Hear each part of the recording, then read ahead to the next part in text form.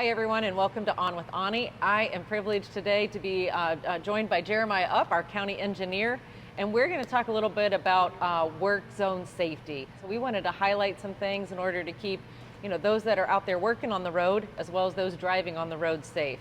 Hi Jeremiah, thanks for joining me. Good morning, Aunie, and thank you for the opportunity.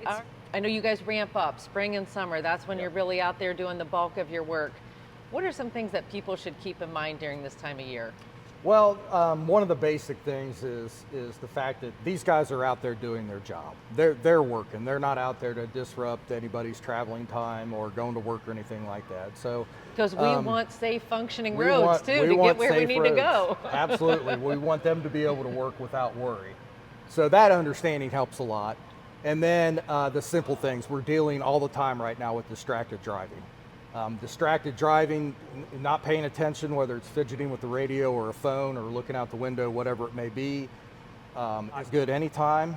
And then you put a work zone and narrow lanes and people in the road in the way, and it is a recipe for a tremendous accident that we do not want to have to deal with. What do your workers do to try to make sure, because they're looking out then for that driving public. They're trying to prevent that. So what are some things that they do and put in place when they're out there working on the road? So we follow the Ohio Manual of Uniform Traffic Control Devices.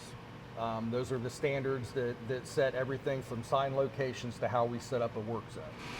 Okay, so we follow that, and it lays out how we have to lay our cones out, where our flaggers have to be, how many people have to be watching out, the whole 9 yards. On a daily basis, those guys are reminded not to work between the traveling public and the work site, to keep out of that area. Sometimes it's necessary that they get in there.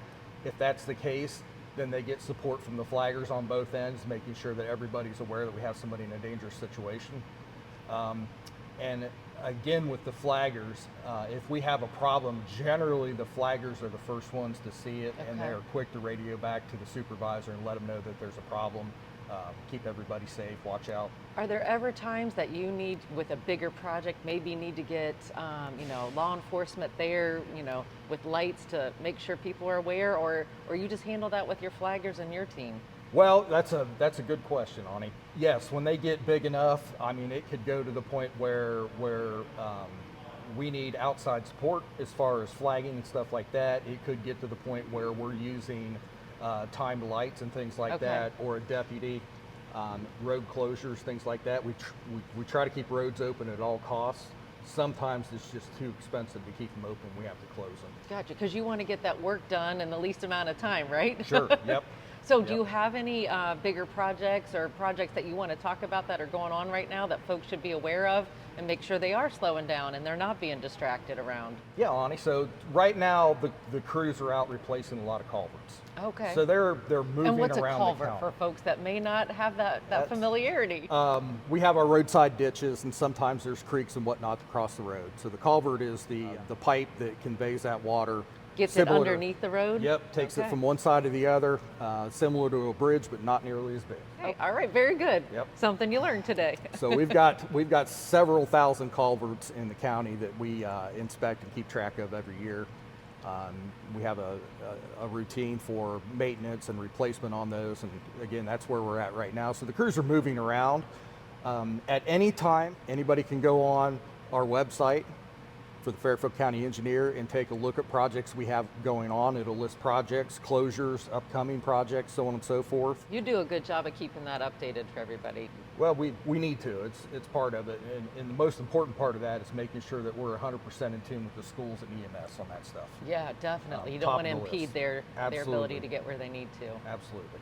Awesome. So I appreciate that you guys are out there working on the county roads, right? You're not working on the state routes or anything. Nope. And the county roads can be a little more tricky, right? They're sometimes smaller.